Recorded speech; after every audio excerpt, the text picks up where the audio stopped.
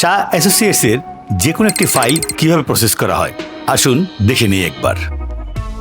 প্রথমেই first class and business লাউঞ্জের welcoming ডেস্কে একজন স্টুডেন্ট কিংবা ভিজিটরের সকল কাগজপত্র ও তথ্য পুঙ্খানুপুঙ্খরূপে চেক করা হয়, স্ক্যান করা হয় এবং সকল ইনফরমেশন ডাটা ব্যাংকে লিপিবদ্ধ করা হয়। এরপর আমরা স্টুডেন্টের সাথে পূর্ব নির্ধারিত কনসালটেন্টের সঙ্গে সাক্ষাতের জন্য কাউন্সিলিং অ্যান্ড মোটিভেশনাল কেরিয়ার সেকশনে প্রেরণ করি। সেখানে কনসালটেন্ট তাদের সমস্ত অভিজ্ঞতার আলোকে স্টুডেন্ট বা ট্রাভেলের স্বপ্নের রূপরেখা নিয়ে বিস্তারিত আলাপ আলোচনা করেন। পরামর্শ গাইডলাইন প্রদান করা হয় যা স্টুডেন্ট কিংবা ট্রাভেলারের স্বপ্নকে অনেকটাই পূরণ করে। এরপর সেই ফাইল ডকুমেন্টস প্রসেসিং ইউনিটে প্রেরণ করা হয়, যেখানে প্রতিটি ডকুমেন্টস কনসালটেন্টের সঙ্গে পরামর্শ সাপেক্ষে ও স্টুডেন্টের সাথে সার্বক্ষণিক যোগাযোগ রেখে অতঃপর সেই ফাইল ভর্তি ও ভিসার জন্য প্রসেস করা হয়।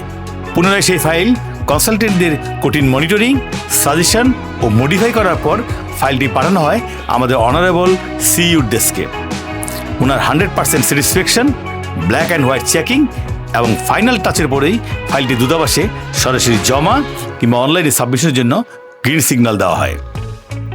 এরপর অপেক্ষা, মধুর সময় ও সংবাদের অপেক্ষা। Hello ma'am.